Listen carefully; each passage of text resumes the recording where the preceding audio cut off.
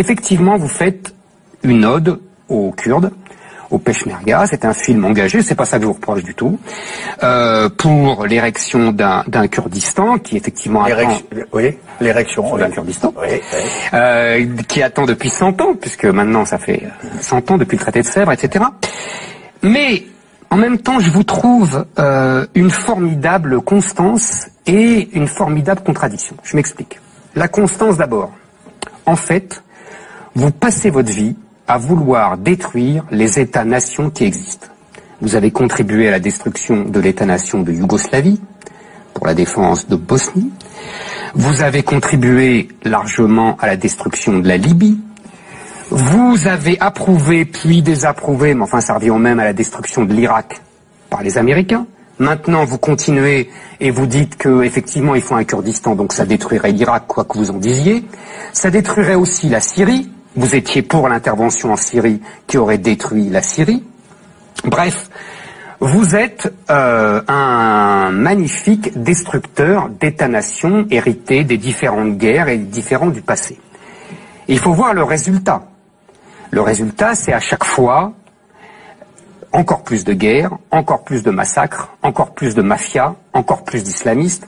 Parce que je vous passe la Bosnie, le Kosovo, la Libye aujourd'hui, c'est une catastrophe. Vous devriez faire mea culpa tous les jours. Et encore plusieurs fois par jour. Donc, moi j'aimerais bien comprendre quelle haine vous portez aux États-nations. Et je reviendrai dans ma contradiction après, parce que je vous laisse répondre quand même. Sinon, après, on va dire que je parle trop. D'abord, il y a des erreurs factuelles. Je n'ai jamais soutenu l'intervention en Irak, la guerre américaine en Irak. Ah, jamais. Non. J'ai tout de suite été contre. Mais moi, la haine que je porte, elle n'est pas justement. Je n'ai pas l'idolâtrie de l'État-nation. Il y a des États-nations qui sont justes, qui libèrent les hommes, qui les affranchissent, et il y a des États-nations dictatoriaux qui les écrasent et qui les tuent. Il y a deux types d'États-nations. Donc, un État-nation qui, comme qu'est-ce que vous parliez de la Libye, oui. Un État-nation qui, comme l'État-nation libyen, écrasait son peuple depuis 40 ans, oui, menaçait la population de Benghazi. Vous avez obtenu pire. Mais je ne crois pas. Non, je crois que Éric Zemmour, attendez. Et puis vous nous avez fait le coup. On laisse Éric Zemmour. C'est moi. Allez-y. Rien n'était pire en Libye, rien ne pouvait être pire que le massacre promis par Kadhafi et son fils, les rivières de sang qu'ils avaient promises à Benghazi. Rien n'était pire. Rien n'était pire que la torture instituée, que les mitraillages en masse dans les prisons. Rien n'était pire que cela. C'est leur problème. Donc le problème, c'est pas l'État-nation en général. Il faut essayer de compter jusqu'à 2. Il y a des bons États-nations et des mauvais États. Ah ben c'est pas moi qui dis ça. C'est vous qui décidez. Vous avez ceux-là, ils sont gentils, ceux-là, ils sont méchants. Mais vous n'êtes pas Dieu, Bernard Henri. Je suis désolé de vous décevoir. Mais mon cher Éric Zemmour, c'est pas vous, c'est les peuples qui décident. Bah oui, les peuples. Eh bien, il y a des moments. Eux-mêmes. Voilà. Laissez-les se battre eux-mêmes. Oui. Ne venez pas mettre votre grain de sel au nom de la morale. Quand un peuple comme le peuple syrien, oui. l'État-nation syrien, oui. Aujourd'hui, il s'est vidé de ses habitants.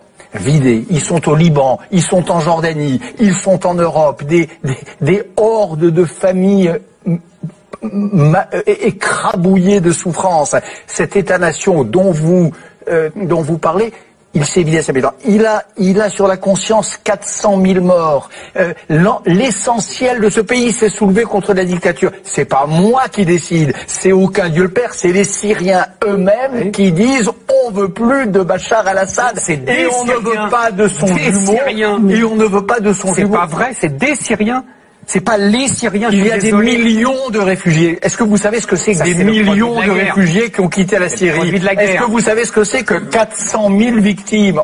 400 produits de la guerre. 000. C'est le produit de la guerre. Pas des produits de la guerre. Combien il y a eu de morts en Irak à cause de l'intervention américaine? C'est des produits de la combien il y a eu de morts à cause de votre intervention en Libye? Combien de massacres? Combien de destructions? Mais faites le bilan. Et combien de morts à cause de la destruction américaine? C'est la même chose. Mais je mélange pas tout, c'est les mêmes principes. C'est les interventions au nom des droits de l'homme, des interventions soi-disant humanitaires, qui font plus de mal que le mal. Je pense que si on était intervenu en Syrie en 2011 ou en 2012, le bilan serait vraisemblablement moins tragique que celui d'aujourd'hui. Moi, s'il y a une chose pour laquelle je fais mea culpa, et en effet plusieurs fois par jour, c'est de ne pas avoir eu la voix assez forte, de ne pas avoir trouvé les bons arguments pour arrêter cette horreur, ce carnage quotidien dont la Syrie est le théâtre. On ne nous mettra pas d'accord là-dessus. Le vrai naufrage de notre génération, c'est Alep. Et ce sera demain, si nous le laissons faire, Idlib. Ça, c'est un naufrage. Mais arrêtez de rejouer la guerre d'Espagne.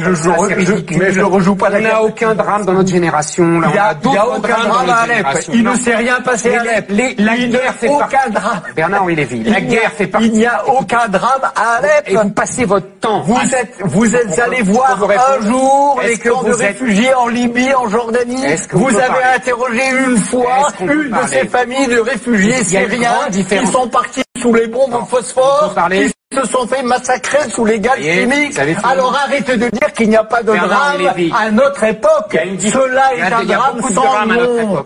Le peuple syrien est l'objet et la victime d'une tragédie sans nom. Ne dites pas qu'il n'y a pas de drame à notre époque. Moi, je vais vous dire, Bernard Lévy, il y a une grande différence entre vous et moi.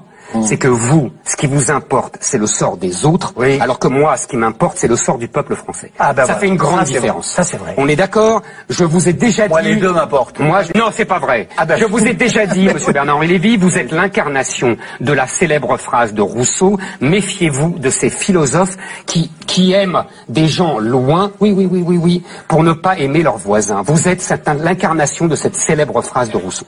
Maintenant, deuxième chose, la contradiction. Vous nous faites l'éloge des Kurdes, des combattants Peshmerga. Et puis vous enrobez ça ce sont des démocrates, vous nous avez déjà fait le coup avec la Libye, c'était tous des démocrates, comme c'est extraordinaire, c'est tous des Condorcet, votre histoire, c'est magnifique. Non mais c'est beau comme l'antique. Attendez, non, mais je vais au bout. Vous voulez qu'on débat? C'est une émission de débat ou pas? Justement, et vous m'avez pas laissé parler. Il s'est passé une chose pas mal, vous qui êtes soucieux, et on l'est tous, de Daesh et du djihadisme. Il s'est passé un truc assez intéressant en Libye, c'est que ce sont les Libyens eux-mêmes, sans les forces spéciales américaines, sans aviation, qui ont bouté Daesh hors des villes où ils s'étaient implantés. Attendez, à Derna, vous lisez les journaux, et bien sûr, à Derna et à Sirte, ce sont les citoyens libyens issus de cette révolution du 17 février qui ont foutu Daesh dehors, qui l'ont défait ça c'est un fait. Oui, mais j'ai rien dit. Je peux continuer ma démonstration. Oui, mais justement. Donc vous défendez les Kurdes, vous défendez les Peshmerga. Et vous dites, il faut un Kurdistan, un État kurde, très bien. Mais ces Kurdes, monsieur Bernard-Henri Lévy, ils se battent pour qui? Ils se battent pour leur peuple, ils se battent pour leur terre, ils se battent pour leur mort. Tout ce que vous nous avez... Non, ils se battent pas pour moi. Non, ils se battent pour eux. Tout ce que vous avez... Laissez-moi finir. Tout ce que vous avez dénoncé pendant des décennies, la terre, les morts, ça vous rappelle quelque chose, tout ce que vous nous avez enseigné à détester, moi vous n'avez pas réussi, mais tout ce que vous avez nous enseigné à détester, la terre et les morts quand il s'agit du patriotisme français, vous nous avez traité de barésiens, vous nous avez traité de pétainistes, etc. Et là, quand c'est plus des Français, quand c'est des Kurdes, alors là, ils sont formidables. Ils sont formidables, ces gens. Ils se défendent pour leur pays, ils se défendent pour leur nation. Mais, monsieur Bernard-Henri Lévy, vous pouvez pas être Zola à Paris et Barès à Ninive. Ça, c'est pas possible. Il faut choisir. Donc, soit vous êtes Barès dans les deux camps, soit vous êtes Zola dans les deux camps. Mais vous pouvez pas être